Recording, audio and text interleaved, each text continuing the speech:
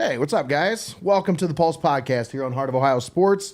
We're here in Studio Squared. Nate Mullins, Aaron Steyer, and the Wizard, Greg Kinn, on the ones and twos. Hey, if you made it this far, if you're here with us, please lock it in. Help us out. Share the video. Like, follow, subscribe, all the platforms. You know where they're at. You can find us. Just search Heart of Ohio Sports. All right. Well, hey, man. Thanks for joining us this week, man. Yeah, absolutely. Absolutely. We had a busy week last week. Sure did. I mean, aside from the game that we had rained out on Friday, we had something going on every single day of the week pretty much. Now, you guys partnered up with us on the draft party. Yeah, Thursday night was a success. Tommy's bike night into our Heart of Ohio / Over Under Podcast draft party. That was a hell of a time. You want to talk about a parlay? The way he parlayed that from bike night into draft night, I think that was nice. That was nice. Sweet. And then we had our nice little house special with the 48-ounce pitcher of beer along with 8 wings for $12. That was a killer special. That definitely was a hit. I think that was the one thing that Dalton was looking forward to all night. The wings. He was hey, man, so mad. As soon as 8 o'clock kicks in, I want them wings. Well, he wasn't thinking ahead whatsoever. So we had the brisket and the pulled pork out back. Well, It wasn't enough for his butt, I guess. So shout out this 10-0 run by the Sixers right now, nonetheless. But he didn't plan ahead if he was going to get wings to do it soon enough before we go live. So they get done as soon as the draft's going. He wasn't even caring about the draft. He just wanted them damn wings. But the whole time he's just like eyeballing the wings on the table over there. You can see it. But it was a heck of a time. I remember him saying Steyer's going to be wrong and we're going to squish him like a peanut about CJ Stroud going too. I'm not letting him live that down. I called that from left field. You did. Everyone was fooled. But even John Sherman was so sold that it was going to be a defensive end. I thought it was going to be Will Anderson. I think everybody in the draft room thought it was going to be Will Anderson. My take was, how do you roll into next year with Davis Mills? How do you do that? And everyone keeps telling me, oh, you know you're going to have a top 5 pick next year and get Caleb Williams. How do you go into the year expecting to be a top 5 pick? Yeah. You go into the year expecting playoffs. For sure. And whatever is the best setup to do so, you do that. And I think CJ Stroud was that. I think so too. Honestly, and then they did get Will Anderson. That's the surprising move of the draft, honestly, to me.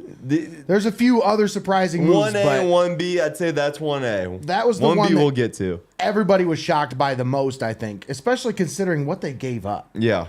You know, I mean, they moved up from 12 to 3. And there were some moves in that draft that were, I mean, almost as big. You talk about, Arizona moving from that 12 spot up to 6. They only give up a 4th round pick to get up there. Yeah. And yet the Texans, to move from 12 to 3, had to give up 2 first-round picks. In all reality, it was probably a 4th round pick that Arizona had picked up in the trade to give up the 3. Yeah. That's just unreal. And then, so the Texans get both of their guys. They get 2 of the top 3 players in the draft. Yeah, build a core on both sides of the ball. I think DeMarco Ryans is doing his thing. Yeah, so that's a team that I don't know if they're going to be very good next year. It's like what the Jacksonville Jags were, like Trevor Lawrence's rookie year. Yeah. Post Urban Meyer. So you knew it was a shit show with Urban. And then, what was it, Doug Peterson that came and filled in? I forget. Yeah, I thought it was. So Peterson came in this year. Took him to the playoffs. Yeah, and he came in, and it's just been such a different vibe. And I think that's the kind of coaching change that Houston just landed themselves. Well, let's hope that, I hope for CJ's sake that he has ended up in a situation that won't necessarily hurt him as a player in the long term. Because, I mean, he does have Laramie Tunsil there. He's got a franchise left tackle, highest paid left tackle in the game right now. So you'd hope that he's at least going to be, the blind side's going to be protected. Correct, right. So, I mean, I hope he does well. I really do. As a Buckeye fan, I always want the Buckeyes to do well in the NFL. Absolutely, and let's be real, that AFC South's wide damn open. Jacksonville looks good. Jacksonville's the running favorite with Ridley coming back, Lawrence coming too, winning a playoff game and such. But that division's wide open. And you got a rookie quarterback in Indy, and you got one in Houston. It's going to be fun. Yeah, and you talk about the NFL draft, there was a lot of surprises, but I think the one that everybody knew was going to happen, Bryce Young going number 1. Yeah. What do you think about that? What do you think about the fit there? Carolina, do you think that's the right pick for them? Do you think he's the guy that's going to lead them to the promised land eventually? I don't I think C.J. Stroud is the best quarterback in the draft personally. And I'm a big Buckeye homer, but he's also 6'5" and is not as mobile, but just a touch less mobile while being almost twice the size. And that's, I think, the key when you're talking about this conversation, because in the NFL, that's so important. Right. Size is so important. It's not. Look at Kyler Murray. They think Bryce Young's more different kind of. They think Bryce Young's more Russell Wilson. That's what the comp I've been hearing the most. And but Russell Wilson came into the league with a chip on his shoulder, being a third-round pick. Team that he walked into, is not what Carolina is. No. Even if he is Russell Wilson, he's not set up to succeed. They got a decent defense, but that's not the Seattle Seahawks. No. Russell Wilson's rookie year, no, not at all. And his offensive weapons. You think about it. You got rid of DJ Moore. Yeah. Who would be the number one receiver right now? I don't even know off the top of my head. I can't even think. Honestly. So, they may have made a signing we're not thinking of, but... Thielen. Yeah, Adam Thielen. That's the number one. There you go. That's crazy to me. Because, they may have drafted a mid-rounder, but I don't think they drafted one early. No. So, you go through this draft, the number one pick, the number two pick. I'd say when you got to the 2 pick, that was the surprising pick. I don't think everybody saw CJ going 2. Will Anderson, obviously a surprise in the fact that the Texans traded up to 3. Yeah. But after that, do you think the draft kind of fell the way it should have, or do you think there was any other surprises there? Paris Johnson going 6 was kind of I had him going at 9. I had a bet place that he was going to go pick 9, so it wasn't far off of where I thought he would go. It was a little high, but he's probably the best tackle in the draft, so why not go up and get him if that's where your need is? So. And Arizona didn't go up and get him. They went down and then up to get him. Right. And they didn't give up much to go back up and get him. No, not at all. But, I think there's a lot of hype around Bijan going to Atlanta. I don't know if I'm buying it.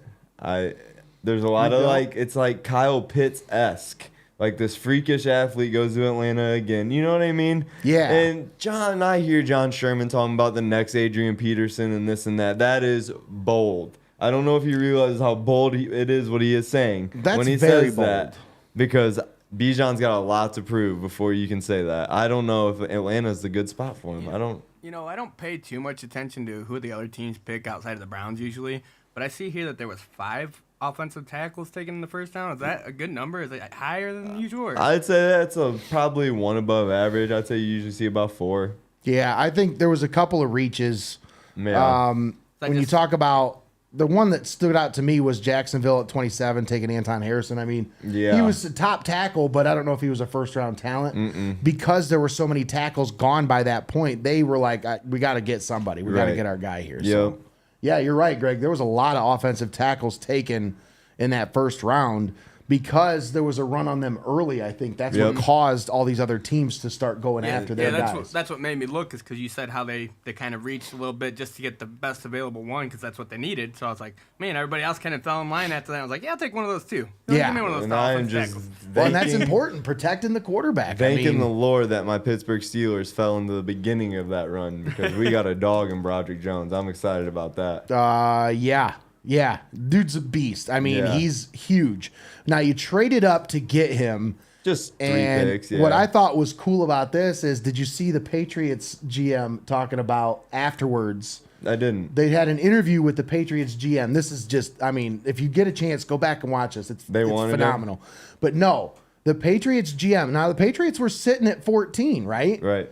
And they traded, the Steelers traded with them to trade up above who? The New York Jets. Right. Jets were sitting there at 15.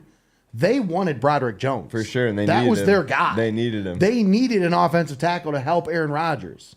So the Patriots traded with the Steelers because they knew the Steelers were going to take him. And they didn't want the Jets to take him. That wasn't their guy. No. It wasn't their guy on their board. So they were like, you know what? We're going to give this pick to the Steelers because we know the Steelers are going to take this guy, and it'll keep the Jets from getting him. Yeah, and the Patriots still got their guy in Christian Gonzalez at the end of the day. So what's funny is they did an interview with the GM afterwards, and they asked him, like, Well, did you know that the Jets, were sitting there at 15 and they might want him? And the smirk on this dude's face, man, it is just so gold, man. It's Patriots. I mean, it's Patriots football. Yeah. He's like, we know what all the teams in our division are going to do. And we try to keep tabs on all the teams in our division so we know. Beautiful way to be. And yeah, we saw the Patriots are the Patriots. I mean, and they still got their guy, like you said, Christian Gonzalez at 17. So I like the Steelers draft. I really do. I gotta give it to the Steelers. I think they had one of the best drafts for this year, for sure. Like one of the top three. They got the guy I wanted at 17 at 32, so I couldn't be more ecstatic about that. Huge. Getting Joey Porter Jr. Finally, a lockdown guy. I mean, the difference in the two corners we sent out last year and the ones we're gonna send out this year is ridiculous. Between Cam Sutton and Akilla Witherspoon last year to this year, we're sending out Patrick Peterson and Joey Porter Jr. That is just such an upgrade. I'm so excited about it. Yeah. Such a mentor to teach the rookie. It's a great setup. I'm excited. So Steelers, I think, had a really good draft. There's a couple other picks you guys had that were really good. Yeah, that Wisconsin linebacker I really like, the day 3 pick. D tackle out of Wisconsin as well. 2 Wisconsin guys building off that TJ Watt tree. But those guys looked very impressive. And then undrafted free agent, we signed Tanner Morgan, quarterback out of Minnesota. Buckeyes saw a lot of him. I like that corner out of Purdue you guys got in the 7th round. A lot of people are loving on that I really pick. like him a lot. I liked him in the pre-draft evals. Like, he was one of those Senior Bowl guys that I thought, all right, well, he might be one of those guys that stands out a little bit. And so I'm surprised he dropped as far as he did. Some year 1 time, hopefully. Probably be a good special teamer this year, I'd assume, at least. Yeah. But no, I mean, you guys had a pretty good draft. There were some other teams that had some good drafts. Oh yeah. I mean, the Philadelphia Eagles just building up that Georgia Bulldog just about championship team, man. And then that day, I'm sitting in Columbus at my stepson's AAU tournament at the hotel. We got a 2:00 game. We got the draft starting at noon, right? Where I'm sitting there, kicked back, trying to get a little afternoon nap. All of a sudden, I hear DeAndre Swift to the Eagles, just so nonchalantly. For like a swap of picks. I'm like, where did this happen? What just happened? What? I could not believe my ears. The rich get richer. The Eagles are about to be filthy again. Man. I just feel like maybe he had worn out his welcome in Detroit or something. Like he didn't identify with the current coaching staff because he was brought in with the coaching staff before that, right? I think that trade coming in was dead set in stone. They knew that was happening day 3, and that finally explains that number 6. No, traded back to 12 when they took Jahmyr Gibbs because they had the 6 and they traded back to 12 with Arizona. Yeah, and they took Jahmyr Gibbs, and that shocked a lot of people. Everyone's like, "Whoa, why the second running back already?" Some people were questioning if 2 running backs were even going to go, and 2 were gone by 12. So it explained it. That trade was set. They knew it was happening. It's unreal, man. Like, there was so much that happened. Now, Bijan going at 8, you were talking about that a little bit. Like, you think that's overhyped a little bit? I do. Okay. I do. You got they've got a lot of weapons. Yeah. They've got a lot of different guys that they can spread the ball around to. Taylor Heineke.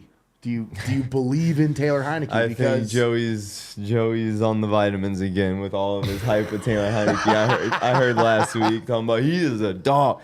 I mean, fantasy-wise, he's never produced, and that's the thing that, like, I don't even care so much about that. He's been a winner in the NFC South. I think his record as a starter is pretty much like 500 or better. All he did going to Atlanta was downgrade rosters completely. Like, as bad as we've talked about Washington, Atlanta's even worse. Oh, yeah. That O-line, it's worse. The receiving core, it's worse. You don't have Scary Terry to throw it to. Kyle Pitts ain't like that. Drake London? Drake London's not Scary Terry. He's definitely not Terry McLaurin or Curtis Samuel. He's not. You know what I mean? Sure. You don't have a decent run. I mean, Bijan might be that decent running back. We'll see. But I'm not buying Atlanta. Not buying it. All right, so Chicago gets their protection for Justin Fields. They go get Darnell Wright. I like that pick. I like what they're doing. I like Darnell Wright as like, he was one of my guys in the draft that I thought was big body. Yeah, for sure.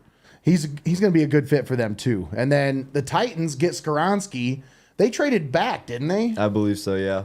And they were going to trade up. That's the story I heard, was they were going to trade up, and then they ended up just staying put at 12, yeah, and getting their guy at 11 or 11. Okay. So they get Skoronski, and then Gibbs at 12, I think, was the surprise. Yeah, the Lions, yeah. That a lot of people didn't see coming. Now, another surprise by the Lions, I thought, was, when they took Jack Campbell. Yeah, and I hated on it at first, but the more I looked into it and dug into it, Buddy looks like a monster. Oh, he's going to be a monster. He looks like a monster. He's 6'4", 250. Like, that's a monster. Dan Campbell kind of fella to team up with Aiden Hutchinson. It's a good core he's got going in the middle of that defense, without a doubt. Now, it's kind of a reach, but if that's your guy and they felt like anybody else was going to take him before they had their next pick, right. Then don't hesitate. Get your guy. Take your guy, for sure. Chris Spielman pick, like I said. Oh, for sure. What'd you think about the Jets? I feel like they kind of Will McDonald there at 15. That was kind of a reach. Definitely a reach, but they once again one of those situations where all the elite edge rushers were already gone. You were to that mid tier, still good, but there's a big drop off coming. So if you wanted one, you had to take it then. Yeah, there wasn't a whole lot of edge talent in this draft outside of those top tier guys. Top 2 or 3 guys. Yep.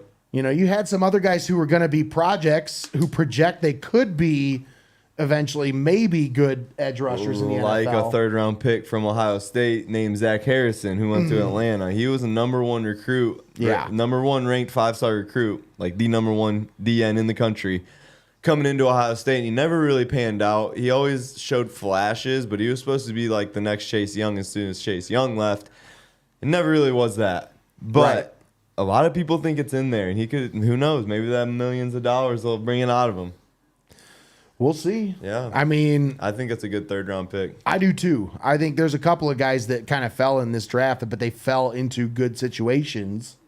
One guy being Will Levis. What do you think about that? Like him going day 2, but he goes to the Titans. Hilarious. After the Titans pick up a left tackle. So they get somebody to protect him. There's nobody really to throw the ball to. I hate him. Traylon Burks is all you got, for 1. For 2, I just hate him. Joey stated this, the way he was there all around 1, left like a pansy. There's Joey. To the moon, he says. Look Will at Levis him. stinks. Yes, Will Levis, like I was saying. He left the draft day 1, he left the green room, and then went home, and then acted like he was king shit when he got drafted, wearing this Goodwill-looking ass jersey, pre-made, custom-made at his local graphic company. I said our local graphic company. Stop myself there. But for real, did you see the clip?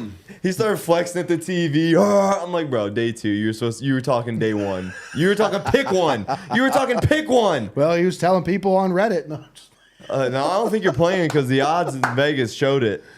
Oh, man. Yeah, like Joey said, Will Levis stinks. That's what I got to say. And Tennessee, Mike Vrabel's cool. Still not cool enough to fix that. No? No. I don't know. Carson Wentz 2.0.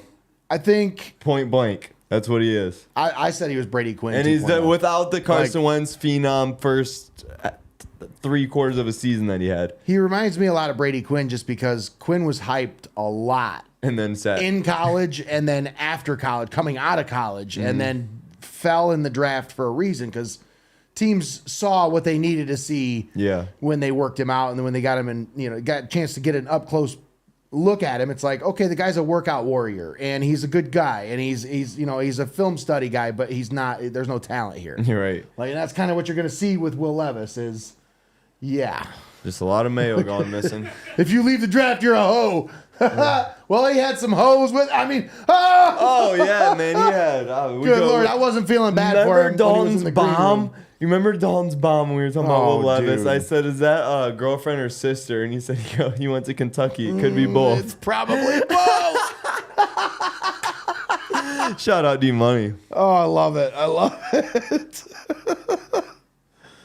Any other head scratchers for you? Like, honestly, I think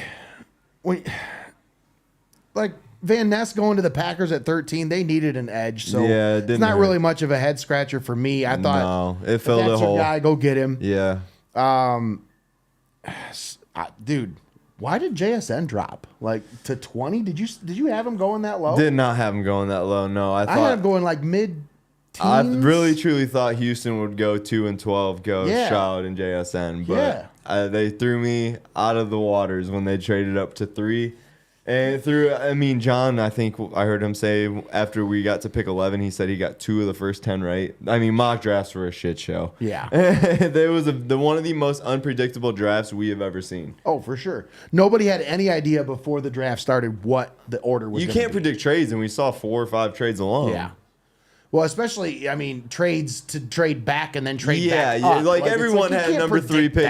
Everyone had Arizona trading out of 3. That was predictable. But no one's going to know that the Steelers are trading from 17 to 14, Or that the, Cardinals are going to trade back to 12 and then back up to 6. Or that the Lions are going to take the second best running back at 12 and then trade their best running back.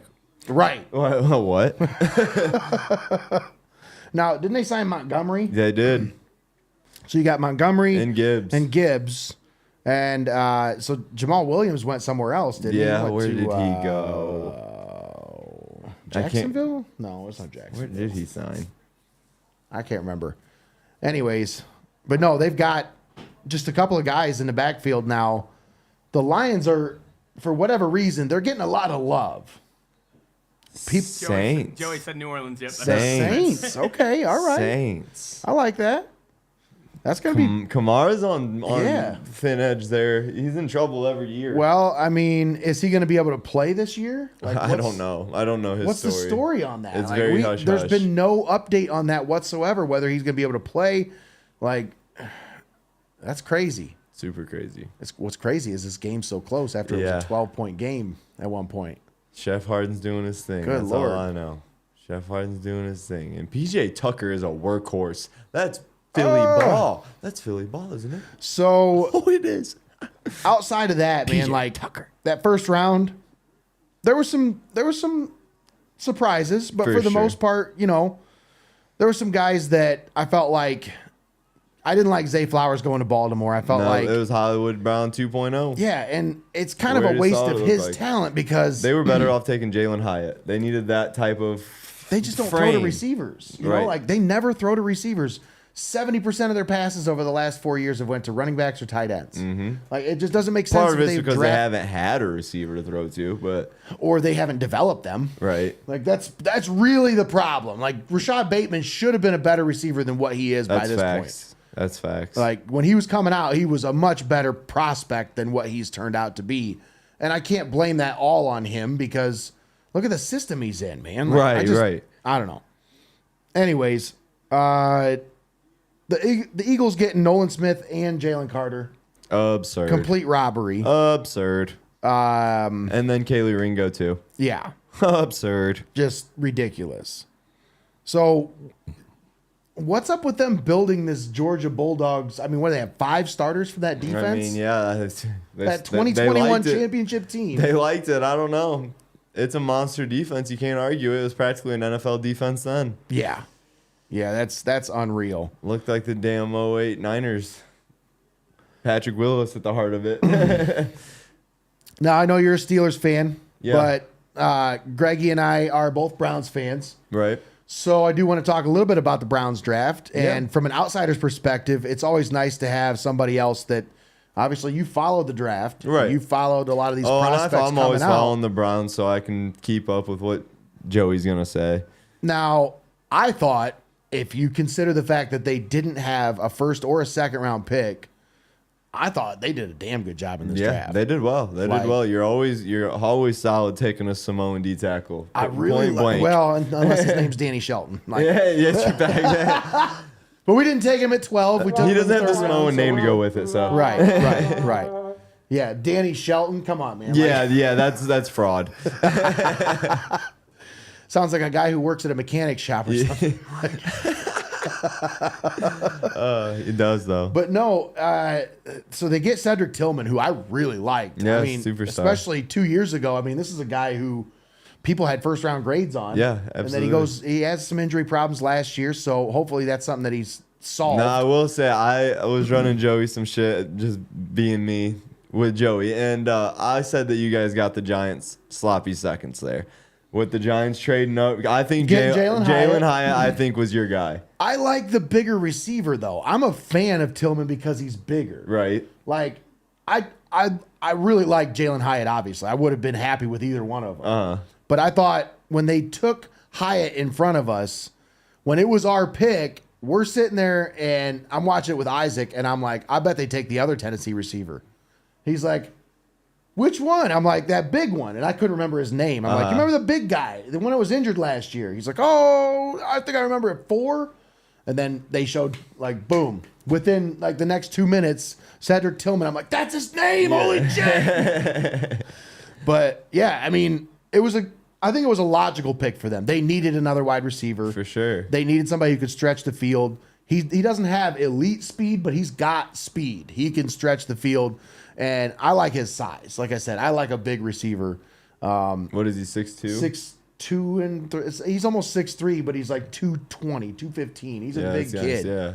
So, and then what did you think about Big DeJuan Jones? I mean, yeah, that's a good.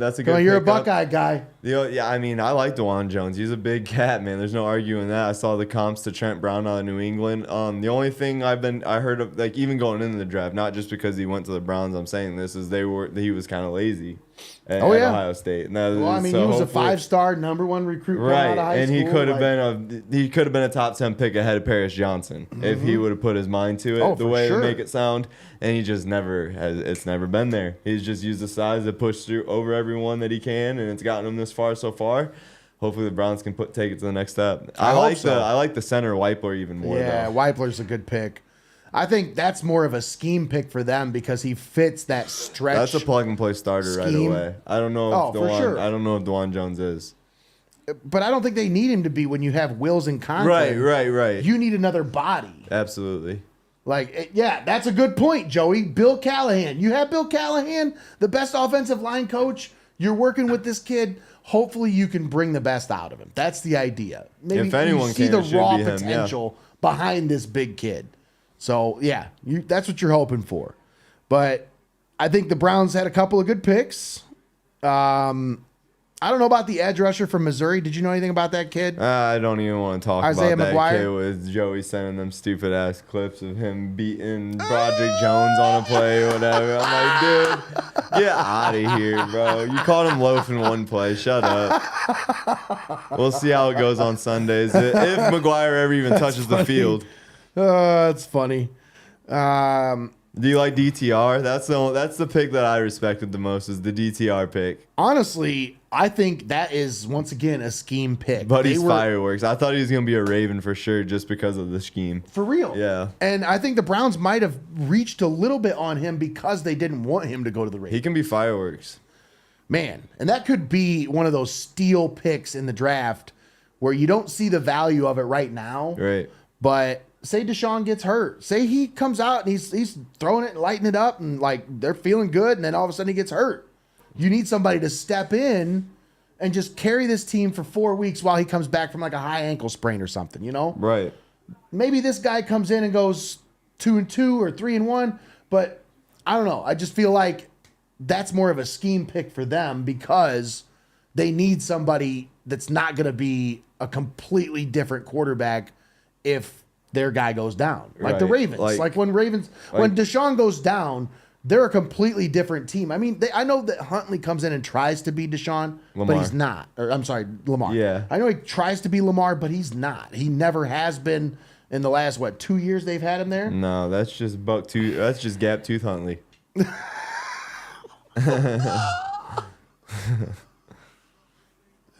It's bad. But, it's bad. Yeah. Every time he smiles, it's all I see. You can see it through his damn clear mouthpiece. And what about that big dude that got drafted by the Buccaneers, that Mauk? Oh, Buddy's a mauler. Dude, he doesn't have any front teeth at all, bro. Dude, but that's He's like a hockey player. That's the second lineman on Tampa Bay's offensive line that's like that. I can't think of the other guy. Ali Marpet? Yeah. Yep. Yeah, dude. They're like, they got a type. and like the lettuce, the red lettuce flying out the back. He's a monster. Bro. I've seen pictures of this dude, and I'm like, what is up with this? He doesn't have any teeth. Like, no teeth in the front. And like, what's the story with that? Did they get knocked out? Or? Well, they got knocked out multiple times to the point where he's like, they're just going to keep getting knocked out.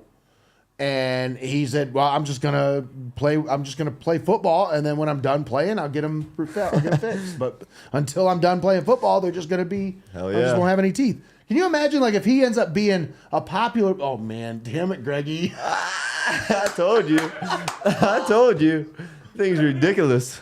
But can you imagine if he ends up being like a popular NFL player, like a Michael Strahan kind of player? Like, okay, he's good, but he has a good personality too, and people like him. Oh, people are going to be wearing the fake teeth mold. And then his career's over, and he goes and gets his teeth fixed, and people are like, whoa, no. That's like Troy Polamalu cutting his hair. No, you need to put that back. Like, Yeah. yeah, exactly. If Like, Troy cut his hair, I'd be lost. Yeah. exactly. So, for some of the winners from this draft, I had the Eagles as a big winner, obviously. I thought The Georgia Eagles. I thought the Seahawks did pretty well. They did. Witherspoon at 5 was a good pick, but then JSN dropping all the way to 20 there. That's a really good pick for them. How do you think he fits in with those other receivers? Like, do you think he eventually takes over Tyler for Lockett 2.0? Okay. Yeah. All right. Fair enough. And then I thought the Titans had a good draft. Browns I thought were a winner. And then the Steelers and the Giants were a couple of big winners. I thought, honestly, you talk about top 3 in the draft, I'd probably say Eagles, Steelers, and the Giants I thought were the best drafting teams. Yeah. And then, obviously, Brian Daboll on draft day, vaping and trading and just, I mean, dude, did you see this shit? Yeah. Did you see some of this? He's absurd. Bro, he is like straight boss mode right now. Like, he's getting away with so much shit in New York. People love him now. But he's winning. I started laughing because I thought you were talking about who is that? Peyton, Sean Payton, or Oh, I saw that too. Yes. Sean Payton living it Oh, up in man. Colorado, man. Now, question, was that really him or was that Kevin James? No, I'm just playing. Could be either. Did you ever watch that? No. Me either. I couldn't bring myself to. I'm like, I don't really like Kevin James that much to begin with. If the kids were younger, I'd probably would, but it's definitely a young kid thing. You could tell by the trailer. Oh yeah, for sure. It had like a Little Giants kind of feel to Yeah, it. You know what I mean? yeah. Some of the losers though in this draft, like, dude, I thought the Lions really did not have a very good draft. No, they duffed it. Like- I mean, Hendon Hooker's a weird pick. It was a really weird pick. I don't know what they're doing with him. Yeah, they just had a weird draft. Jameer Gibbs. Yeah. Who The else? Gibbs pick. The linebacker should be solid out of Iowa. And then who else did they add? Well, Branch at 45, I that's thought was a good pick. a good That's pick a for good them. pick. Maybe the best pick of the But draft. Laporta at 34 was kind of a head scratcher because it's like, I didn't really think he was that good of a tight end. No. Like the Iowa thing, I that's think all gives it them. is. I think he's got that boost from the Iowa thing, but taking him one pick ahead of Michael Mayer, who goes to Vegas at 35, Which is a great fit. that's going to be one of those comparison picks for the rest of his career. Laporta's going to have to be better than Michael Mayer now. You know what I Agreed, mean? yeah. And is he going to be? I don't know. Like, I think Mayer's a great fit with the Raiders now, with what's his name, Waller leaving, with Right. them trading him. I mean, talk about trading a Catholic for or a convict for a Catholic. I mean, You ain't lying. oh man, but no, like the Lions had a couple of head scratchers. I thought and- the Bengals had a weird draft. Yeah. The Bengals had a really weird draft. So, Tyrese Maxey's down. Don't be hurt bad. Oh, goodness. Be okay. All right, anyways. But then- the last pick alone, that was going the end of the 6th round, they took a dang punter. There was this tight end out of Old Dominion left, Kuntz. Yeah. One of the most freakish kids in the entire draft, and tight end was an entire whole. I was with my father-in-law, who was from the Cincy area, season ticket holder, diehard Bengals fan, and he was so livid. They took a punter from Michigan over this tight end, who then went to the Jets 2 picks later, and I think he's going to be a 7th round pick, like, factor. You just didn't like him because he came from Michigan. The punter? Yeah. I mean, it was just... The thing of it is now... And that's why all those Cincy fans are hating it. No, the thing of it is they brought him in to compete because they already have Drew Chrisman, the Ohio State former I punter. know. That's why I'm like, Ohio State fans don't like that. And he's been shitting the bed, so they bring this kid in. Now they got an Ohio State-Michigan punter competition going down in the Natty, so that'll be fun this so this great. summer. What'd you think about Deuce Vaughn getting drafted by the That Cowboys? story was dude? awesome. His Best dad making story of that the draft, call, I it feel like. almost brought tears in my eyes. Like it literally, it was so pure. Greggy, did you happen to see that? So Deuce Vaughn, running back from Kansas State, gets drafted by the Cowboys. His dad is a scout for the Cowboys. Has been for like the past 10 years. Oh my God, yes, I did actually see that. Dude, that was Dude. so And pure. Of course, I said something to Tommy about that, and he had to do his Tommy thing where he's like, "Oh, I'm so happy and privileged that my son got to be in the NFL." Of course, Of course. Tommy's got shit on everything, So man. great. Everything. Leave it to Tommy. I said, "Hey, hold on, Tommy." I said, "Don't even start with the privilege crap. This guy is just a scout. He might not even have a job by the time his son's still working there." True. I think Deuce Vaughn will be a good NFL running back. He was a great running back at Kansas State. Yeah, he's undersized, but I feel like as a running back, that sometimes works to your That's advantage. fine. Yeah, Like- that's fine. I mean, MJ Drew comes to, I mean, Oh, yeah. that's one guy that comes to mind. Darren Sproles. Little Darren Sproles, that's who I was thinking of. I mean, he even came Matt from K-State, Forte didn't was he? a little guy. He was a K-State guy, wasn't he? Darren Sproles? Man, I Pretty think sure. so, yeah. Yeah. So, any other draft stories that really stood out to you? I mean, the dude when Van Ness got drafted and that guy like jumping on him. That was great. It's like you can tell it's one of his bros. What was that sound, guys? We The got a hell's that? doorbell? Yeah. What the hell? What the heck? What the hell? Good evening. Wow. Now I know I You bet have he was a- worried about getting that You sneaker have working. 5 minutes to speak about our Lord and Savior, the great Tommy Hall, on the call with you guys right now Let's talk. here on the Pulse. Let's go. What up, Tommy? What up, Tommy? Oh, how we doing, gentlemen? Oh, we're right as rain, brother. Hanging in there as long as Philly stays up. Hell yeah, hell yeah. Hell So- yeah. Let's talk, brother. I see you got some fight night stuff up in the background. What's going Bang, on? bang, bang. Oh yeah. I got some Oh, So a news for few you things for to that, announce too. as we get into the summer coverage of Heart of Ohio sports. As you know, we're well into baseball season, and we have a huge matchup coming up between the Tiffin Columbian Tornadoes and the Tiffin Calvert Senecas, See you there. which is probably going to be one of the most must-see games that you've ever seen in the history between these two squads. As I'm telling you what, Tiffin Calvert is going to give Columbian all they can handle. Right? That's So, going to be a fun that is game to something- watch, man. That is something to tune in for. But also, we're 13 days away, as it's fitting as already May 1st.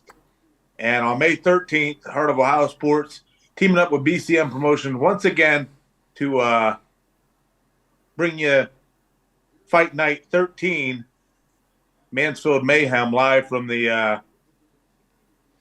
what was it called? The Arts and Mixed Mixed Craft martial Center. arts? Yeah, whatever you Mixed said. Martial Arts and Craft Center is what he Yeah. called it. Tongue twister. The Richland County Fairgrounds on May 13th, 7 p.m. 14 huge fights on the card, on the docket for us, Aaron. Yeah, And, I can't wait, man. And like 14. Yeah, 14, including a huge main event between hometown boy Spark Plug Spark Zane plug, Finley baby. and the elf Mark Costa. So that should be a huge main event, as both are two battle-tested BCM Promotions veterans, and can't wait to be on the call for that. And on top of that, to add to that, we're gonna bring on Sparkplug like we did last fight, in studio for a little fight week interview next week. So That's a That's huge awesome. gift. yeah, That is a huge the gift. main event, man. That's the main event in studio. Can't beat it. I'm excited. He's excited too. That's what excites me. But yeah, I mean, again, this is going to be one of our fourth events, and the hits keep on rolling. I got to watch, I got to see some of the pictures for some of the production that Bob Marshall and BCM Promotion have, really done some investments into the actual product and the presentation and the spectacle of BCM Promotions and what you can expect when you attend one of their events. They also offer a grappling series that's a tremendous advantage for guys who don't really want to get hit in the face but want to practice and craft their art with their jiu-jitsu game and their mixed grappling game, what have you. In that presentation, you've seen a lot of production value starting to be added, trusses and some lights, and a lot of things that lend themselves well when presenting a premium live event right here on Heart of Ohio Sports. So it's gonna. I'm very confident this is probably going to be one of the best presentations and productions that we've put out yet to date. Oh, absolutely. Oh, yeah. And now, here's another, to make sure of that this time, I'm coming along. Sorry, guys. You're not kicking me out of this one. I got to be there. Now, that was another good thing that we kind of discussed at lunch was during the intermissions, these fights, you're talking 14 action-packed fights. Depending on how many go the distance, you could be in for a pretty long night. So there are some intermissions. So this year we're going to try to get for this fight, we're going to try to get some things set up to where we can get, kind of in the guerrilla position and get back behind the scenes, do some post-fight, pre-fight interviews during intermissions to kind of, whet your appetite for what's coming up, but also kind of keep you up to date with kind of what's going on inside the mind of some of these fighters as they get prepared for their for a huge stage to again go out there and knock each other around for 9 minutes. No easy task. Absolutely not. And I think this is probably one of the when you talk about all the different events that we've covered, this is probably one of the most action-packed events that we've. Obviously, football, baseball, basketball, those are fun. That's a lot of fun. But when you talk about guys just beating the snot out of each other. I could add to a list in the 2 fights I've been to of crazy things I've seen. I've seen an arm get snapped right in front of me. There's a reason why our numbers are always so high for these. People love this. Yeah, and absolutely. It's just something I look forward to every time we do one of these. You guys do a great job. Bob Marshall does a phenomenal job with that over at BCM Promotions. So absolutely, from the grappling series all the way to the actual MMA amateur events, there is more down the pike that I can kind of share and drop a exclusive just right here on the Pulse podcast. Here we go. Tuning in, you ain't gonna hear much about it till later on, but you will hear right here exclusively right now. You guys are familiar with the old style tough man contest, correct? Yes. You guys are kind of familiar with other presentations like Rough and Rowdy and stuff like that. Oh, yeah. Well, I have privy to some information and have been invited to broadcast and call a small town throwdown on July 1st,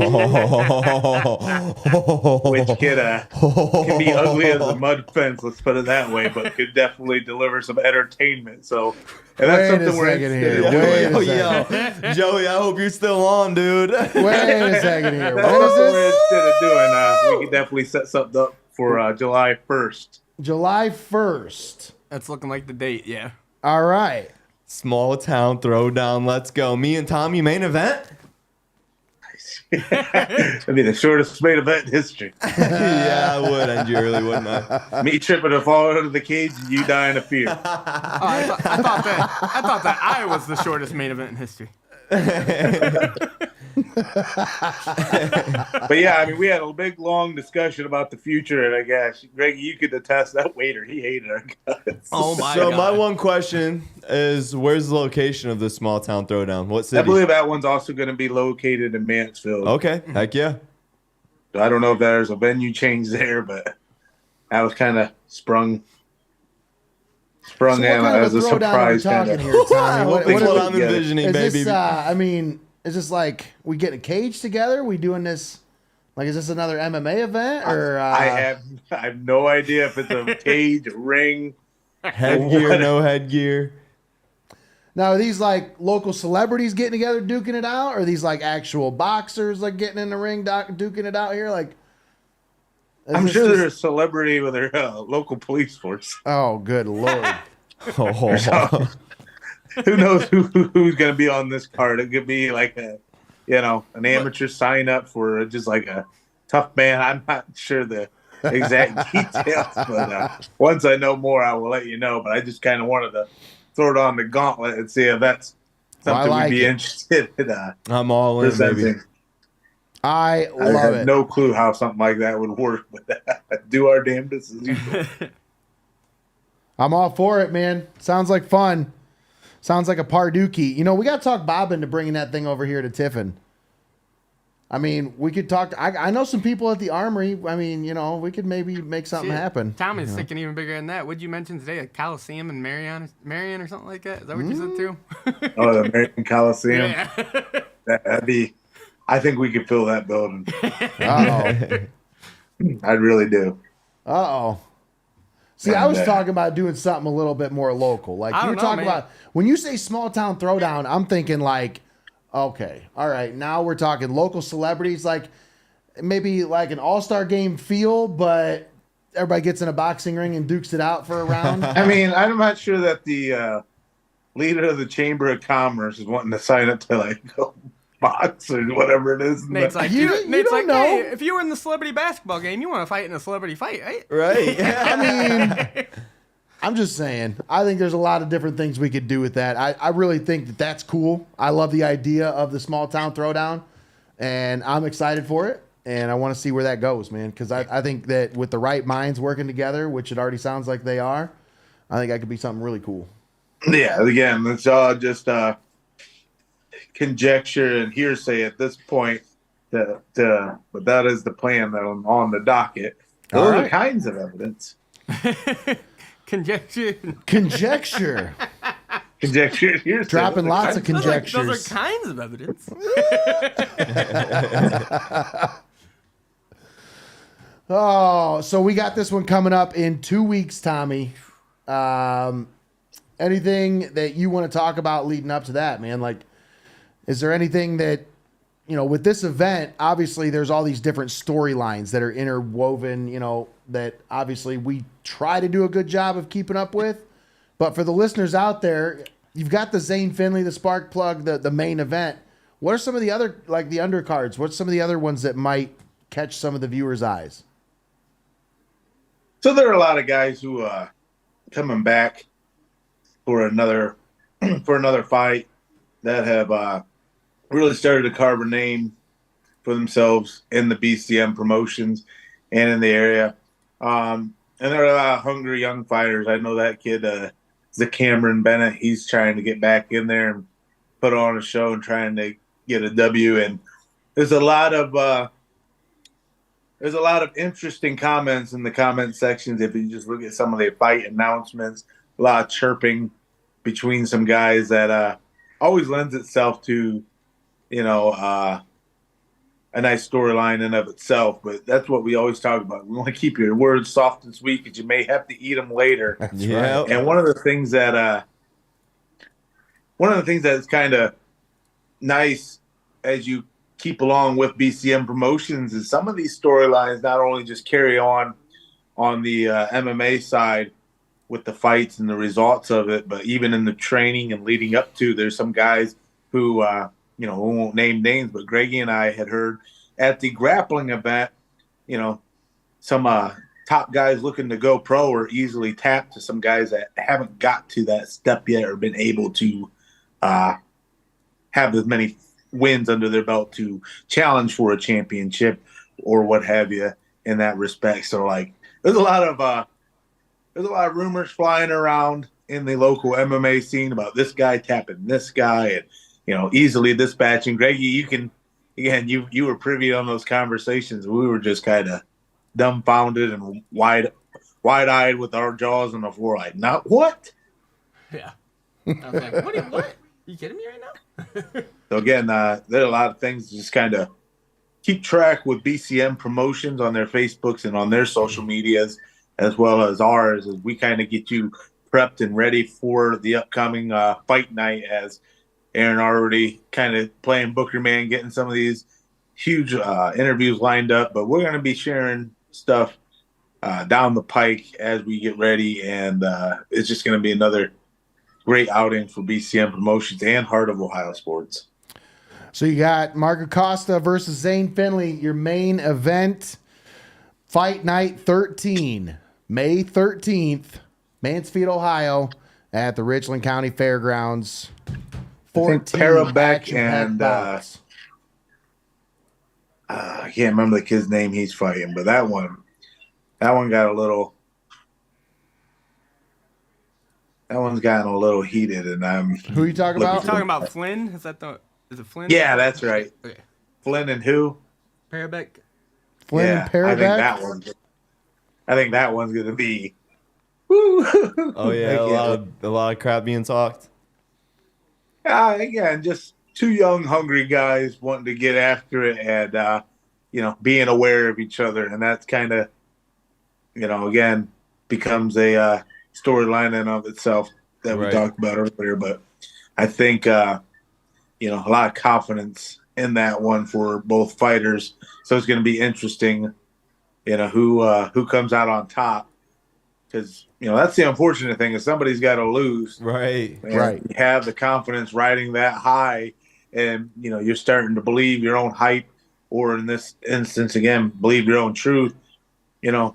I subscribe to the result in the ring. So in this fight, it's one of those things where it's hard to call a winner, and that's kind of the thing I love about these fights. Right. Me too. Is you could have just you could just have a brick shit house in there, and then you see some bag of milk walk in there and just sleep them. Yeah, so that's true. Not the bag of milk.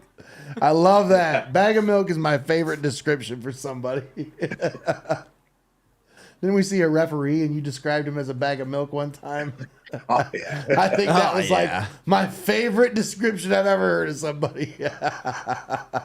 That's horrible. Like a bag of milk. Oh, so anything else, Tommy? Anything you want to talk about this Browns draft, man? You want to break that down? What do you think? What's your grade? I read some of your coverage of the draft and listened to it, and man, I think a lot of things you were really on the nose with, especially with the Browns' ability to land a lot of top offensive linemen that really kind of fell into our laps as the draft went on. Like, I'm surprised a lot of those. So it's going to be interesting to see kind of where they move the pieces. You got that 6'8", 6'10", from Ohio State. Like you said, I agree. He's a little bit too big to be playing left tackle, and you got to figure out something for Jedrick Wills and keep him healthy. And it's like some of these guys are ready to play now. So that's the big, in my opinion, like especially Akua, whatever the boy from big guy from Baylor is. I watched his highlight reel, and man, what he does is he collapses the gaps. And that allows a guy like Myles Garrett, who necessarily, in my opinion, doesn't really over pursue. He gets there and then he makes his move. And when you force those gaps to close, those running backs are forced to try to run outside that tackle box, and then that's where guys like Garrett clean up. So I like that pick. I think with between him and Tomlinson, you added almost 700 pounds of beef there for the middle of that line. That's an improvement, no matter how you look at it. So, and that's what Schwartz likes. He likes those big, beefy guys who can collapse the pocket from the interior, so it creates opportunities for the edge rushers. So this is definitely the first draft I can recall in modern history, just because again we don't have as many picks in it, and then you actually see the Steelers picking early in it, and just some of the moves they made in free agency. And even the Ravens with, that huge contract offered to Lamar and put weapons around him. And everybody's window is about open at the same time to where, again, the Steelers aren't going anywhere. They can definitely make some noise, even though you kind of look at them as rebuilding and kind of building back up that franchise a little bit, as a lot of these other players and teams in the AFC North kind of start to age out and fall out of that window. So it's going to be something to see. I think the Steelers are in that rebuild mode, but they're a weird team because they don't lose when they rebuild. I don't think it's rebuild. I think they're there. Their window's now. It's TJ reload. Watt's, it's TJ Watt's prime. What's reload that? is probably a better description for that. not rebuild, reload. Reload. That Yeah, I roster. think that's a better way to put it. Yeah. And because there's those. They've had those stumbling blocks filling positions and needs over the last couple of years since Ben Roethlisberger and Marquise Pouncey and a lot of these guys kind of, called it a day to where now you're filling roles and figuring out who this squad is. Yeah, right. And like we talked about, we're do or die right now. So, as much as Steelers fans are like, oh, they're overlooking us, it's like, it's not so much that. It's like we got so much shit to look ahead to rather than having beating a win over the Steelers being the cap of our season. That used to be the gem. Tell Joey that. I just feel like with the Steelers, their standard is so high that since the Killer Bees, you talk about Big Ben, Antonio Brown, and Le'Veon Bell, since that time period, you're talking about you haven't seen the double-digit wins that you're used to from the Steelers. So it's been a rebuild process. It's just not necessarily like every other team in the NFL rebuilds. They're a different team. They still have a winning standard.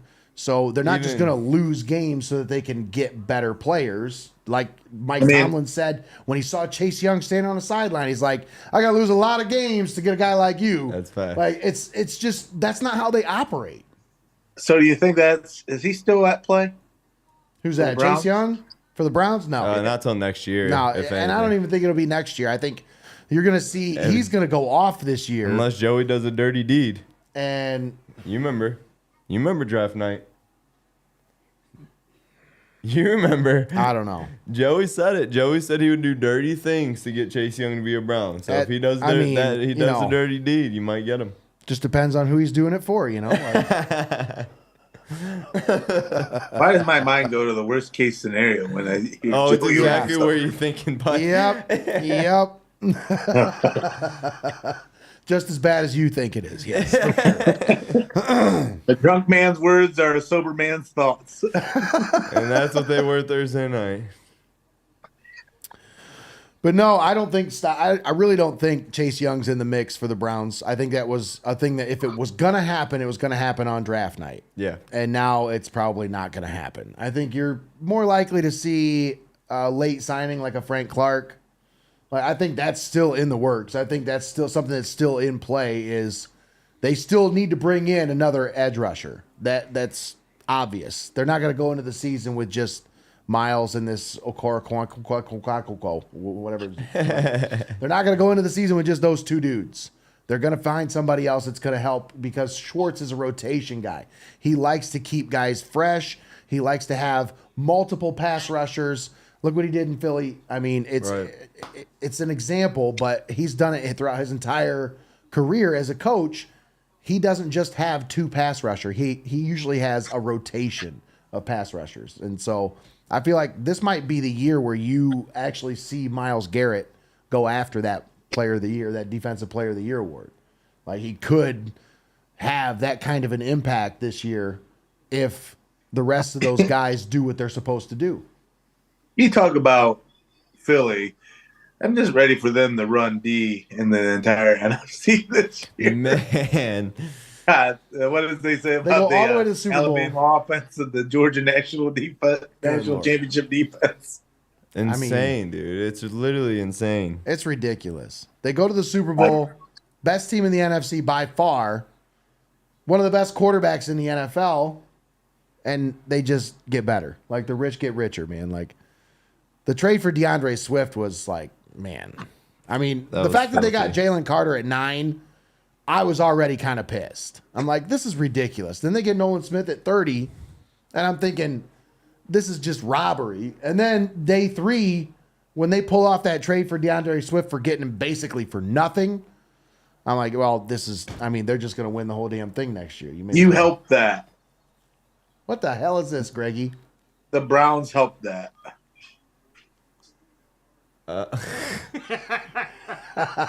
What? Greg's goofy.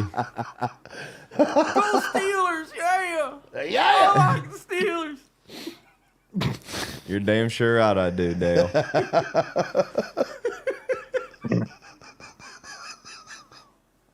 What the hell, Greg? I hate the Steelers, and every moment that goes by that I have to listen to Aaron sit out there and be all smug and be like, I don't think the Steelers are rebuilding anything. They just Listen great. to him It's like, go.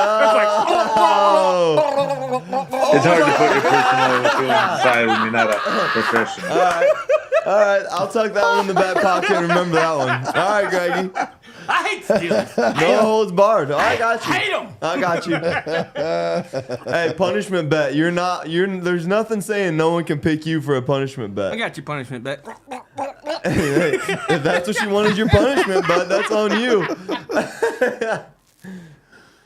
Oh, If man. that's what you're telling me. That punishment Horrible. bet is what Joey said he'd do for Chase Young. Exactly. Exactly. Tommy knows his sounds. Greg. Good, Joey, That's horrible. You're in luck. Greg's taking care of the job for you, Oh, apparently. my God. Us Browns fans gotta That's stick too together, funny. man. We got each other's backs. Got each other something. Uh-oh, I heard Charlotte talking. Uh-oh. Because you can't have someone pissed that they're not able to do their show. Oh. Well, come on. Maybe it's time for her show. It's time for Charlotte's show. Live right now. Let's go to start. The Charlotte Show! Charlotte, come here. Here. Tell me who is. Hi. Tell me how many games do you think the Browns are going to win this year? 2 or 10? 10. There you go. You heard it there first, folks. And how many games are the Dumpy Steelers going to win? 0 or 10? Means they suck. 0. Yeah. All right. Wow, you're gonna boo a child, man? You're gonna boo a child? Listen to him. Here we Get out go. of here Steelers before fan. True you hear Steelers words fan. from Uncle Hey, Aaron. that no you don't holds wanna barred, hear. dude. Did you just boo a 10-year-old? You what? So we I got a true did. Steelers fan over I here. did. Booing a child. As I said, get out of here before you hear words from Uncle Aaron you don't want to hear. Man, that kid don't know shit.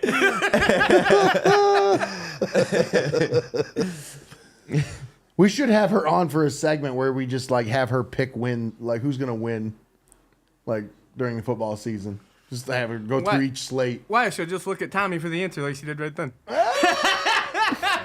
She was like, what do you want me to say? Hey, all Zero or about this 10? team sucks and this team's I know what good. he's saying, Daddy. They're out there and be like, line. So who's gonna What am I win? supposed- Line, please. Okay. Ooh. Corruption, Tommy. Oh shit. So Just any like other any- talk here, Bubba? What's up? It's just like anything we try to stream or produce. Everything's worth trying to throw at the wall and see what sticks. Oh, absolutely. Hey, man, that's how most ideas are born in media. Like, well, let's just try this and see if it works. That worked, but this part didn't work. All right, well, just get rid of that. Like, I'm trying to wait for the athletic commission to pass baby MMA, and then we'll definitely stream that. Not baby MMA. I don't think they make gloves that size. we just got canceled. I don't know. They don't man. make gloves that size. You'll just have them borrow a pair of Genos. He used to train MMA. I just when Tommy says baby MMA, it just makes me think about all the different like videos that I see that I come across that I send to him that are so stupid. It's like got two midgets in an MMA ring fighting each other and stuff. Like, it's just like ridiculous stuff that you're just like, where are they doing this at? I want to see this. Little people. Oh yeah, sorry, little people. Listen, I'm sure I can say Little what I want. people. I am one of them. I identify as a short person. This is so random, but I saw a picture today of a car with a fake license plate on the front that said, I identify as registered. And I was like, bro, damn it, no. let's do it. Is what? I identify as registered. That's what was on the front of the car. Oh, Baby MMA. Being Baby registered MMA. as the next being sanctioned registered sport. as an adult is not a good thing. No, not that. That's in a car. Oh, I definitely don't want to be identified as registered adult. I was gonna say, is that like a special party plate that you have to? No, we can't. I can't. I gotta shut up before I say Stop. stupid Stop. Quit it, Greggy. Look at that. Yo, Bang. Party plate. Chef Harden, boy. Philly is cooking You right guys now, are man. trying to get out of this conversation as quick as possible. Let's just go ahead and move this forward to a different direction. Party plates. Yeah, let's talk about party plates. Registered party.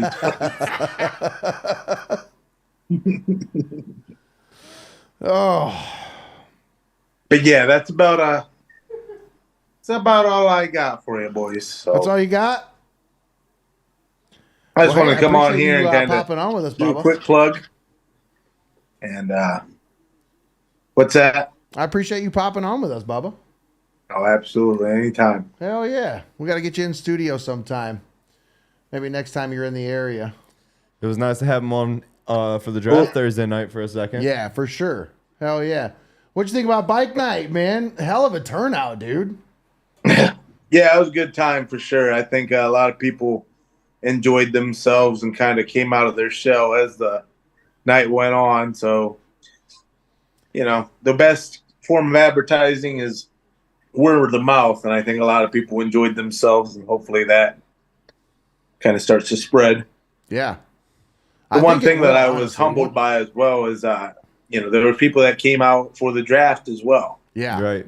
And what's cool So is it's like, yeah, the great, so many people you had were a great there. party going on outside, and then when I went inside, again, it was filled with sports fans and regular customers that are frequenting the place. So it was a place for everybody that night. Yeah, and what was cool is there's so many people there, but it's cold. It was like you could feel the chill coming off the river, and it was still nobody Packed. was leaving. Everybody was No. hanging out. Everybody was eating barbecue. Everybody's hanging out. I mean, the brisket was. Did you get some Phenomenal. of that brisket? Good lord. With them baked beans, Yeah, mac and that's cheese. Oh, and I just told her, I'm like, you don't even need to worry about separating the baked beans and the mac and cheese. You can Mix put it all that all stuff up. together. It's going to end up together before I get done anyway. Hell So, yeah. oh my good lord, it was phenomenal. I'm But just sitting back here looking through the pictures you took right now, Nate. We'll have to get those up and just post them for Yeah. everybody to enjoy. yeah, I took some pretty good ones. I took a lot of, I'm not a photographer, but there's some decent ones in there, I thought.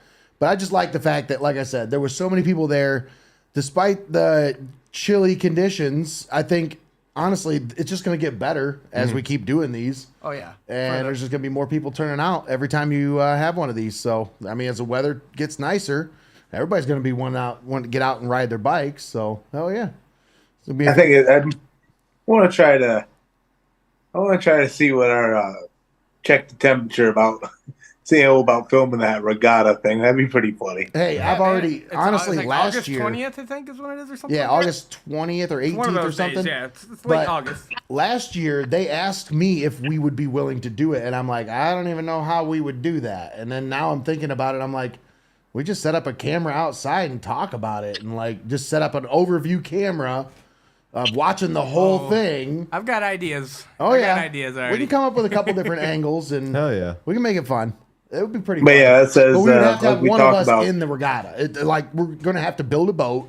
We're going to have to enter it into the regatta. Not it. Like, we're going to have somebody row it. Aaron, you look like the rower Can I guy. have a cooler? If I can have a cooler with me, I'm game, man. Give me Absolutely. a cooler and a speaker. He gets to sure. the finish line and he's just on the cooler. Our boat's gone completely.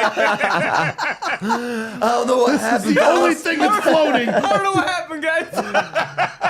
Because I really had no. I remember hearing about those things, and I never really knew what they were. So it would be a good it'd be kind of cool to see exactly what that whole thing's about. As I've seen a lot of pictures from it, and I'm like, oh man, people love it. Oh, it's a blast. Yeah, I remember. And I remember they had moved the date or something, and there's a bunch of people mad that they weren't able to get off work.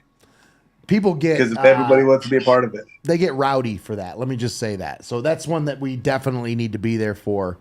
So I'm glad that we've established that connection with the Belmar. Yeah. I think that's going to be a future thing that, you know, for some of the stuff that we do that gets a little rowdy, that's a perfect spot for it. Let me just say that. They like to have fun. Sure. They like to have fun down there, man. Absolutely. Sure. And we like to have fun, so it's a good match. Hell yeah. All right, there's a lot of welcoming Oh, business owners in the community that really allow us to see out some crazy visions. So that's always nice. It's always nice to have allies in that respect. Absolutely. You want to do what? How many weeks from now, too? They're basically usually just like, do we have to do anything for this to happen? No? Okay, let's go. That's the beauty of it. You know, again, you volunteer your services to make sure things go off without a hitch, and just be like, stand out of the way and, you know, reap the rewards, I guess.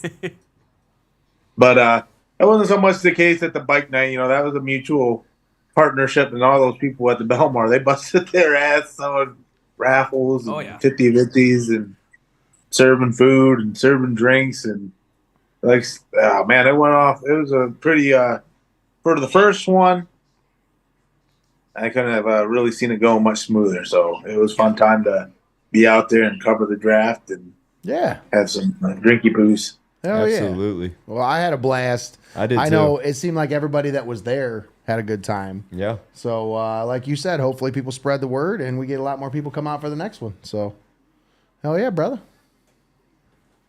All right, we'll catch you down the road, Tommy. I appreciate you coming on with us, man. You probably got some dad stuff to do before Charlotte hits the hay, so I'll let you. She's hitting the hay, and I got a big old pan of lasagna to eat. Ooh, nice like Garfield. I hate Mondays and love lasagna.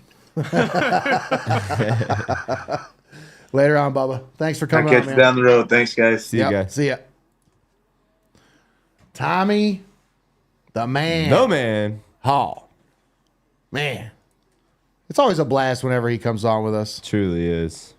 Aaron, I got a couple other things I want to talk about, and then we can close things down, man. We can close down the shop. We got a little snack here. Little shopping cart there. Yeah, we got a little. Chelsea's like, you should put it in the shopping cart. I'm like, okay, sure. As soon as I saw that, I was like, God damn it, that's hilarious. Skittles? So we have Skittles, which are a staple. If you know freeze-dried snacks, I mean, come on now, like. The freeze-dried Skittles are phenomenal. Yeah, let's just get right into it. Why not? Come on. Hell yeah. So this is the new snack that she just debuted recently. These are freeze-dried lemon heads. Ooh.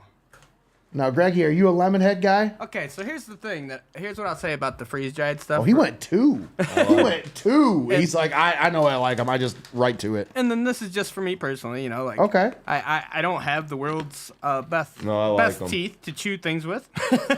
And so those freeze-dried snacks are really nice because it's like you take like a Skittle, something that would be chewy in your mouth, and it becomes like a melty in your mouth kind of thing.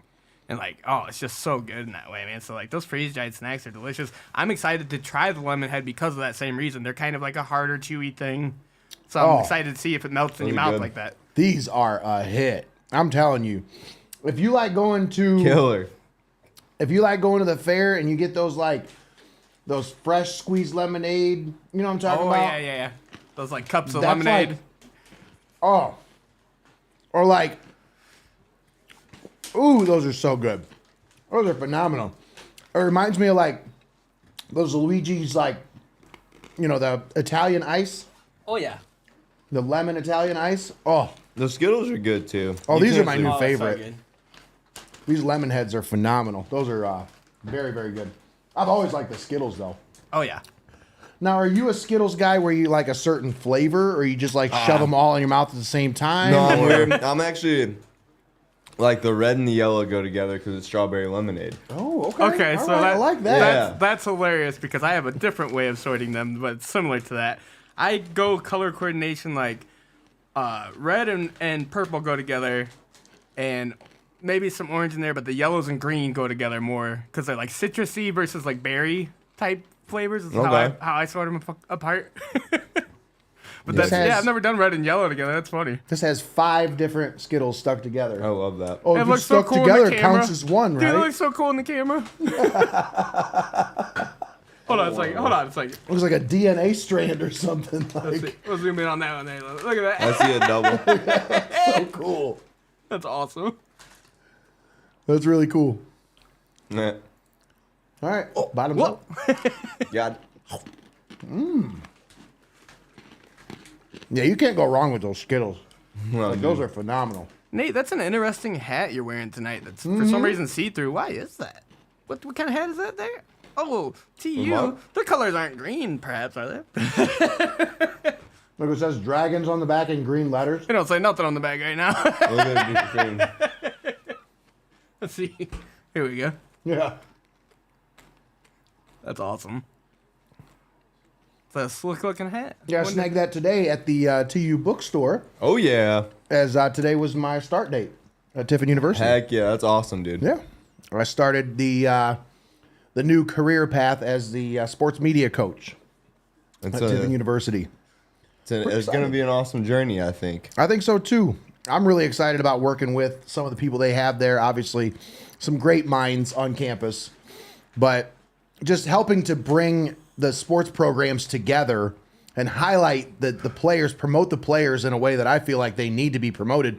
Not saying anything against how they've been promoted, but I feel like there's a potential that we could do a lot more for them. I agree, yeah. Yeah, it seemed like they were in a position to need somebody to just kind of take the reins to push everybody in the right direction to do that. And Yes. I believe that's what they got you for now. Well, hell yeah. Thanks, brother. Appreciate that. I'm just, like I said, I'm really excited to get to work. I went in and talked with Russ today, sorting out some issues with login information because, they obviously the new hires, that your password doesn't work for this or that or whatever. So, but this was just a kind of meet and greet day and got to look at the office, got to look at the new studio space, which we will be able to use anytime we need an extra studio. And it'll have a control room, a nice studio space, a nice little office for me if I need to meet with people. It's really nice. I'm excited for it. It's a great opportunity for us as a brand. Right. And to be able to work with the TU students. We're providing them an internship pathway as well so that they can pursue their sports media degree. They can get internship hours through working with us at Heart of Ohio Sports. So I'm really excited about that. Yeah, it is exciting for sure. Hell yeah. All right. Now let's talk about the playoffs a little bit here. We got NBA playoffs going on right in front of us. Yes, we do. We talked about the draft. We need to talk about this because this is what's going on right now. As Boston ahead of Philly, 111-107, 2 minutes and 19 seconds left in the fourth quarter. Yeah, Aaron, you got some money riding on Philly. Yeah, Philly money line was juicy as hell because Boston was up to 10-point favorites with Embiid being ruled out. Now I just wasn't buying it. My take was Atlanta gave them fits. Oh yeah, and Philly's a way better team than Atlanta. So I thought they were going to be shell shocked a little bit, and it's kind of stayed put. Like Tyrese Maxey's been a lot for them to handle, as well as James Harden. They're a way better team even without Embiid. Right, and Oh, that was a nasty spill. There's Harden. So, with the foul. We'll take an and one. With the foul. Tyrese Maxey is him. You're speaking of him. Let's talk about Himmy Butler. Himmy Butler. Himmy Buckets. Good Lord. That's my guy, man. Woo! Looking like an old D Wade in 06 right now, putting the team on his back, rolling through these playoffs. I have not heard that nickname yet. That's awesome.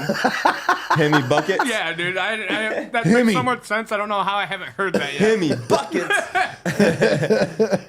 I heard that this morning. I think it was on SportsCenter. I heard a lot of people Himmy saying Butler. Himmy Butler, yeah, but I put the Jimmy Buckets and Himmy Buckets together. I like that. That's cool. But no, is this the best storyline in the playoffs right now? I mean, it's got to be. They're the worst team against the spread by far going through the season. They struggled to get into the playing game, and now that it's all came and throughout, I think when they landed their play-in spot, I honestly think Pat Riley and Coach Spo might have lost to Atlanta on purpose to get this easier route through the playoffs. Because if they would have won and beat Atlanta and went in, they instantly would have been playing Boston round 1 like Atlanta did. Yeah. But going the route they did, losing that game, then just got to get through the Bulls to still make it in, which they did. Now you got the Bucks, not banking that Giannis is going to get hurt game 1. You knew that was going to be a tall task in the Bucks. But after that, the Cavs or the Knicks isn't as scary as Boston and Philly. No, So not at all. I was thinking about that. I was like, I think Pat Riley might have kind of did that on purpose. That's crazy. Yeah. It's crazy to consider. And then one thing that bugs the shit out of me as a Cavs fan, I'm watching this and I'm like, man, Kevin Love's playing some pretty meaningful minutes right now for this Heat team. Oh, Good yeah. luck. He would have looked really good in that series against the Knicks. He'd have helped us quite a bit. Just Yeah, saying. that was the guy. He's Like- doing great against the Knicks right now. And the one thing that he's really good at is like he's not necessarily the best rebounder. He is a good rebounder, but at this stage in his career, he's gotten so good at those tip backs. Yeah, absolutely. You know, like he's down in the paint, but he just tips it back to his guy.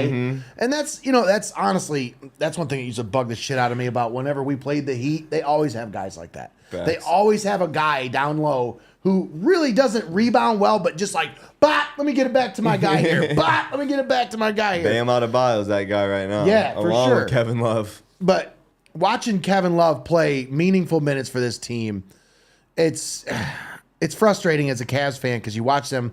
They lost in that first round series against the Knicks in 5 games. Right. And I mean, everything that the Cavs accomplished this season to me doesn't mean shit because No. if they would have at least given the Knicks 7 games, taken it to a 7-game series, felt better for I'd sure. have felt a little bit better about this, and maybe I'd have been like, you know what, That it was growing. 79-point game in there, the Yeah. lowest scoring game in playoff history. I mean, like it was just atrocious, and the way they lost some of those games, where it just felt like they kind of gave up. right. It was like, all right, It was a very soft vibe, like very sure. soft. And now the Cavs ownership coming out saying, "Oh, he's safe. JB's not going anywhere." Right. That's fine, but maybe think about shipping out Jared Allen because I'm not down with this too big guy thing. Like, I just don't feel like it works in today's NBA. Definitely didn't this year. Al Horford, put him away. Oh, Damn it. look at Al Horford. Sit him down. Big Al. What's he doing out there, Uncle Al? Now, what do you think about this LeBron? They look the all right, Lakers. man. AR-15's nice. Austin Reeves, Yeah. I like that kid. AD's Well, doing. I feel like D'Lo's really nice. for D'Lo's them. doing He's a his great thing. fit. Yeah, they got a nice little squad put together. I don't know if they're good enough to put out the Nuggets or the Suns, but they might give the Warriors a run. You think it'll give the Warriors a run? They might give the Warriors a run. Okay, because that was my next question. Is like this Steph and the Warriors thing, like them seeking back-to-back titles. Do you think that's realistic for them? I don't. I I'm mean- not buying it.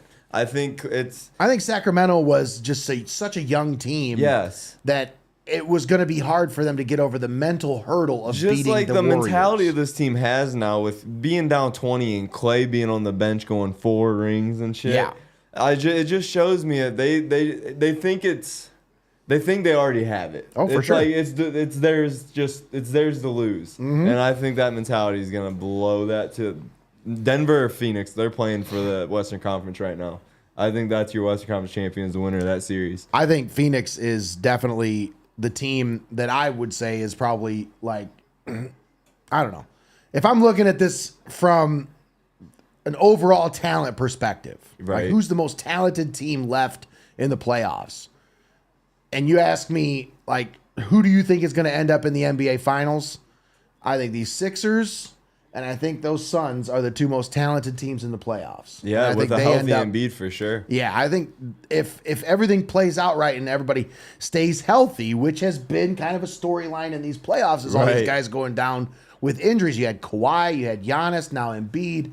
But like if everybody stays healthy for the Sixers squad, they could be a team that makes it past Boston and makes it to the finals and gives whoever makes it there a run for their money. But I agree. Yeah, I think Denver, the way they beat that's a complete. the way team. they beat the Phoenix Suns in that first game, the way Yeah. they beat them, that surprised the shit out of me because I didn't think they were that team. I'm worried about Phoenix being my champion pick if they will get through Denver. Denver is the biggest threat, I think. The Golden Nuggets State's- are a sleeper right now. Yes, man. Like, they are. Nobody's thinking about that team, and they're the No. number one Jamal seed Murray in the and West. Jokic are going off right now. Well, especially Jamal Murray. Like, Yes. he's finally coming back to form. I mean, think about it. He tore his ACL in what, 2021? Yeah. So now it's 2023. It takes 2 years for those guys to come back and regain their explosiveness. And that's what you're seeing now with Jamal Murray. Yep. The other night when he was like, what do you want? Like, how much more do I got to prove to you to prove this is who I am? And it's like, well, you fell off for a couple years, dude. Like, Right. this is something that everybody's going to talk about now because you weren't this guy up until now. Like, Jokic has had to carry that team for the last year and a half while you've been recovering. Right. Now he steps back into the spotlight and he's like, what, you didn't think I was him? It's like, dude, you weren't him for the longest time. Oh, look at this. Ho-ho! And they get it with 4 seconds left. They still get time. They got a 2-for-1 opportunity here. Woo! Philly. Huge steal there by Maxey. Oh. And he just threw it away, dude. Yeah. Like there was nobody there. Was he throwing it to the even ref? tried. I don't know what Brogdon was doing there, but I like it. Or was it smart? Wow. One of the two. It wasn't smart. Yeah. No, it wasn't a smart play. Might have been Marcus Smart that committed it. But no, you got the Heat up in the Knicks series 1-0. What do you think about that? I mean, I love what's it. your thoughts? I think the Heat take that in 5. I don't think the Knicks are talented enough, especially without a healthy Julius Randle to compete with Bam Adebayo. That is a mismatch. Unless you have Randle out there, that could be Bam's kryptonite. And then you got Brunson can't stop Jimmy. Let's be honest. Like Brunson can score, but Brunson can't stop Jimmy. I don't know if anyone on that team can stop Jimmy. That's a good point. And I don't think there's many people in the league right now who can stop Jimmy. The way he's playing, dude. When Jimmy's going, dude, yeah. Like, He's looking like that bubble Jimmy, one that during COVID when he took him to the finals. Playoff Himmy Buckets. I tell you. I love that nickname, man. I Himmy swear. Buckets. That needs to be on a T-shirt somewhere, you know? Like, maybe we Yes. should make that a T-shirt for We us. should. I'm just saying, you We know? should. Like, why not? Himmy Buckets.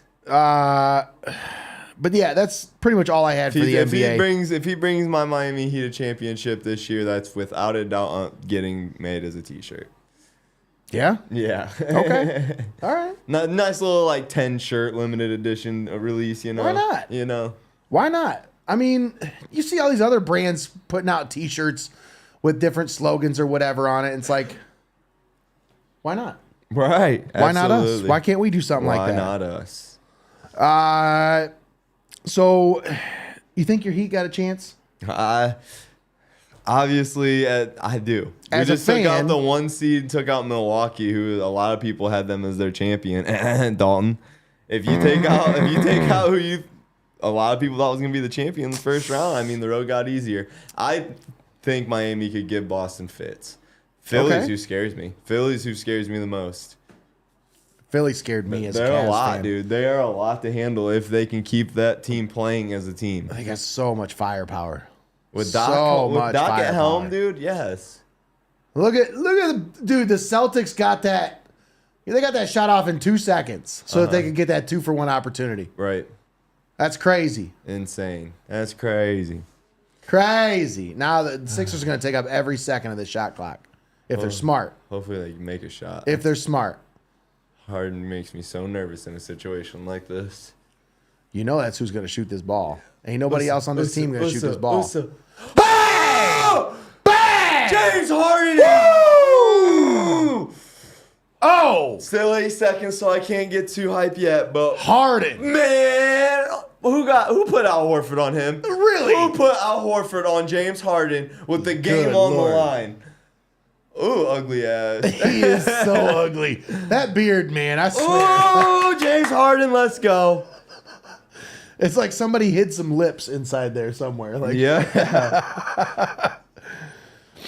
oh. Random ESPN notification right now. Ohio gambling regulators halt betting on Alabama college baseball games after suspicious activity detected versus LSU. Ooh. What? Some college baseball jank shit going on. And it's funny that it's just Ohio. Yeah, why was it? For an Alabama LSU game? I'm confused. Right. I'm confused. Huh. That's a little weird. I did have some baseball talk here. You want to talk a little bit about some baseball here? We could touch on the diamond. Just a little bit. I don't want to take too much of your time. We got about 10 minutes until 10 o'clock. So yeah. Usually I like to be wrapped up by then. But, man, this Guardians team, just as I say, they've fallen apart. They're starting to lose it. They beat the Yankees tonight 3-2. Come back from being down 2-0 to beat the Yankees. With Kyle Quantrill on the mound, I believe, too. Yeah. So that's a big comeback because his last time out, he did not look too good. No, he did not. So this is a team that I feel like they're not going to start getting hot until the weather gets off. Don't let them loose. And 4 seconds off who?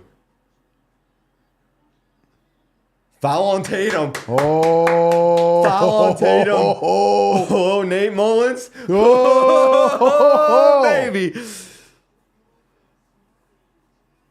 What was that? Don't tempt me. You see that kid's chain in the front? Yeah. Kid stole the turnover chain. Sink it. Put it away. You got 2 here. You make 1, I'm still nervous. Make 2, I feel good.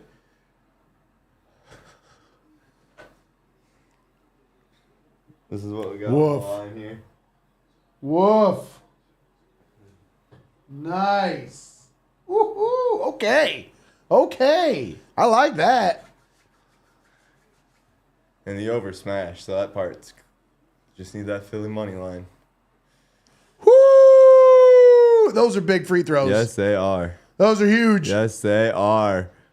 Doesn't even matter. Let's go. Wow. Cashing Philly one live. takes game 1. Cashing a plus 360 money line Damn. live. We like that. We Damn. like that. Whoo! Good night already. I see your comments here about your Tigers. Yeah, You like watching them? They're a fun team, man. They're young and fun. I'm kind of Miggy. Sorry, I'm sidetracked. I'm mustering over words. I'm pumped about Harden right now. Nonetheless, Miguel Cabrera's farewell season, so the young cats are showing out, really playing hard for him, and it shows for sure. The top of the rotation's pitching really well too. Erod, Eduardo Rodriguez, he just had a no-hitter going the 8th 2 weeks ago. So, he's dealing. It's the bottom part of the rotation when 3, 4, and 5 in your rotation are allowing 7, 8 runs when they go out there, what can you do? It stinks, but they're so fun, and it's almost like they play so good when them top 2 guys are out there and they can compete with almost any team in the league. But once those aces are done, the bullpen's stout too. Yeah. So there's 7 games under 500, 6 games back in the division. Yeah. But right now, I feel like this is like the worst division in baseball. Yeah. Like when it's you consider, not even a question. You look at the White Sox and the Royals down there. Neither one of them have double-digit wins yet. Is Cleveland in first? Cleveland is in second, 14-15. Who's Minnesota's 17-12. Okay, Minnesota has been playing well. Carlos Correa has finally been playing like that $300 million shortstop that they paid him to be. What about Javi Baez, man? Yeah, you don't want to talk about that one. I like it. I try so hard to like him because I have his jersey. When we signed him, it was like the first big money player that actually wanted to come to Detroit to play. Since like Miguel Cabrera and Dontrell Willis came from the Marlins way back when. So it was a cool thing. And it's just been bad, man. He's starting to come on lately. Last week and a half, he's actually been raking. But he's had some dumb base running mistakes, and he got benched for it. And after he got benched, it was like the bottom barrel. He was throwing shit in the dugout. It was as bad as it gets.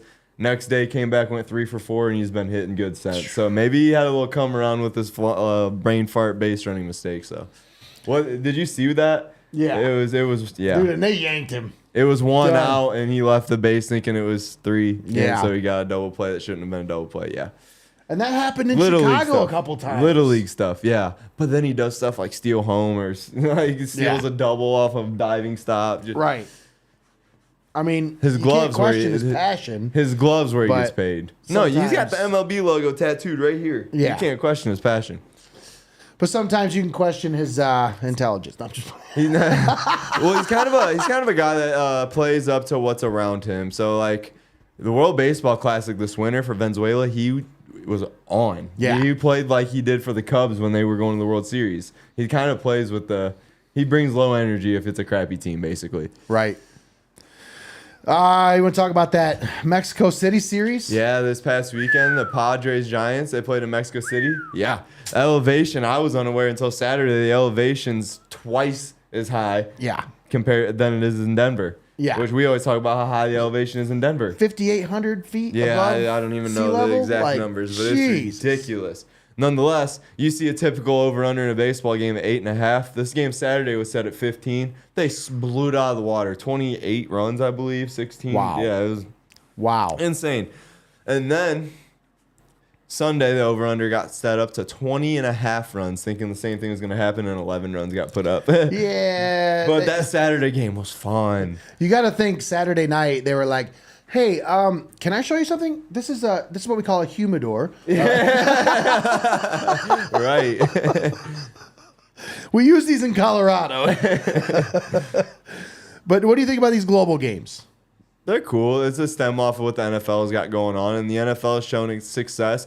I like knowing that our babies here in the States is kind of like a globally loved thing and not just our thing. You know what I mean? Well, I guess that series, most of those games sold out in like 10 minutes. Yeah. So. And it'll be the same when they're going to go to London in June. It's the Cardinals and Cubs, I believe. And they're already sold out there. So I just like how they used, the Padres and Giants are two obviously Hispanic heavy fan base teams. Right, for sure. So then they take the Cardinals and Cubs, which are very American rich, ball clubs. Right. Those are storied franchises in American baseball history. They're going to take those over to London and like, here's our. It's pretty cool. They know what they're doing. Yeah, I Good think it's kind of cool. matchmakers. So, yeah, that's pretty much all I had to talk about here today, man. We talked about the draft. We talked about the NBA playoffs. I had some on this day in sports history, a couple of little neat things that I thought were kind of neat. We don't have to go through all of them, but one thing I thought was really neat, Ricky Henderson loves this day. Why is that? Well, on this day in 1991, he set the major league record for steals with his 939th stolen base. Then in 1992, he got his 1,000th stolen base on that same day. Oh, that's wicked. So I thought that was kind of cool. Just Yeah. like a little, just a little note about Ricky today. Henderson Day. That dude was electric. Yeah. And then on this date in 2005, 17-year-old Lionel Messi scores his first senior league goal for FC Barcelona. Dang. So 17-year-old in 2005. It's insane. And then keeping with the baseball theme, a couple other notes here. Nolan Ryan on this date pitched his 7th no-hitter. Absurd. 3-0 victory over the Toronto Blue Jays. He faced 29 batters, struck out 16, and walked 2. That's insane. Dude. And he was probably in his 40s when that happened. Right. So, like, and then the Padres closer, Trevor Hoffman, sets the Major League Baseball record for saves. I remember that. 321. I remember when that happened. With one team. That's Padres. the most saves with one team. Yeah. Yeah, that's pretty much it for today. May 1st. Any other thoughts today, brother? No, that pretty much covers it. I think we'll be back on Thursday night this week, so look out for that. Yes. Big interviews coming this May. Now we hit the month of May. We told you about Sparkplug coming on soon. We got 3 other fighters lined up too, and these are non-BCM. We had 2 of them are professional, one being a Bellator fighter. So, Ooh. yeah, Pulling big stuff it. I coming. like that. Big stuff coming. We do have 2 baseball games this week. We have a game on Wednesday and a game on Thursday. I believe that's it. I'm pretty sure. I put the schedule together. I should know. But I'm pretty sure we have a game on Wednesday that is Hopewell Loudon and Calvert. That one's at Calvert. Yes, sir. I'll and be then there. on Thursday, you and I on the call for this one too, I think, right? Well, just Thursday. Is it I'm Thursday? on Thursday. Yeah. I'm on Columbian Thursday, yeah. and Calvert playing each other. This one will take place at Heidelberg's, what is it, Peaceful Valley? Is that what it's called? Yeah, I I think something like that. It's the Heidelberg's Baseball Diamond. That's where the game will take it's a place. nice facility, man. Beautiful facility. I'm really looking forward to that one. So once again, tune in right here on Heart of Ohio Sports this Wednesday, Tiffin Calvert versus Hopewell Loudon. And then Thursday, Columbian versus Calvert Yes, sir. from Heidelberg's baseball field. And that's going to be right here on the Pulse of the Buckeye State. That's going to do it for tonight. Once again, thanks to our sponsors, Seitz Financial Services and Culligan Water. If you made it this far, please help us out. Share the video, like, follow, subscribe on all of our platforms. It's been a fun time, guys. Yeah, it was real fun. Cashing bets, baby. Blast. Yeah, cashing that Cashing money. bets live. Love it. All right, guys. Have a good night, everybody. Take care. Peace. See ya.